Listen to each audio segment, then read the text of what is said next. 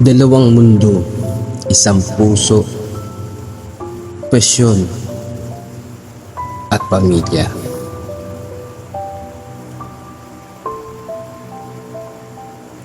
Isang monologo o talumpati ni Juan de la Cruz.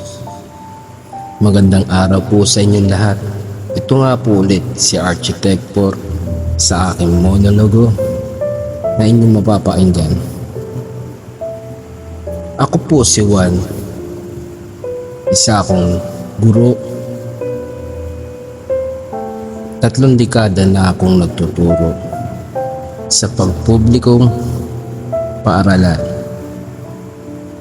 Maraming nagsasabi, Juan, bakit hindi ka na lang lumipat sa ibang bansa? Mas mataas ang sahod, mas maginhawa ang buhay. Pero alam nyo, may mga bagay na hindi nababayaran ng dulya. Tulad ng tawag ng tungkulin. At higit sa lahat, ang yakap ng aral mong galing sa eskwelahan. Sabay sabing, Pa, ikaw ang bayan ko.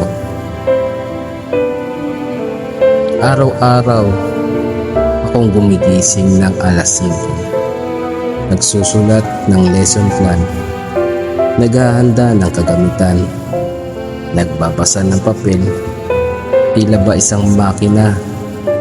Pero hindi nila alam, habang nagsusulat ako ng pagsusulit para sa aking mga estudyante, pinipigilan kong mapuno ng luha ang papel dahil iniisip ko habang ang mga anak ko ay nagkakasakit sa bahay.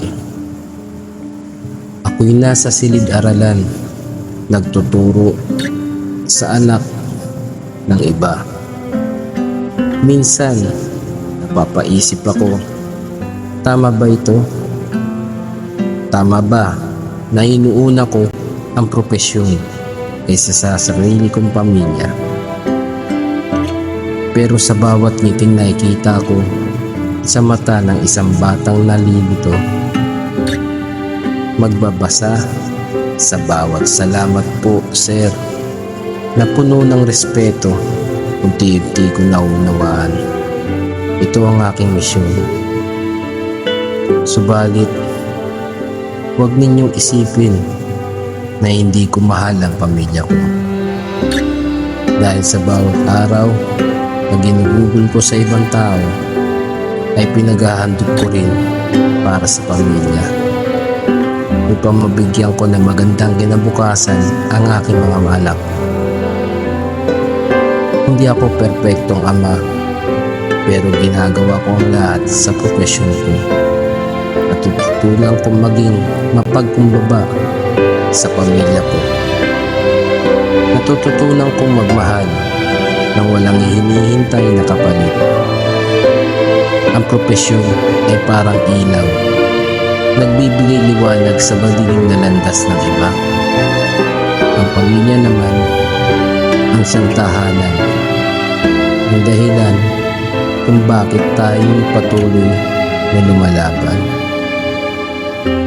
At kung may aral mang nais kong iwan sa inyong lahat ngayon, ito ay yun.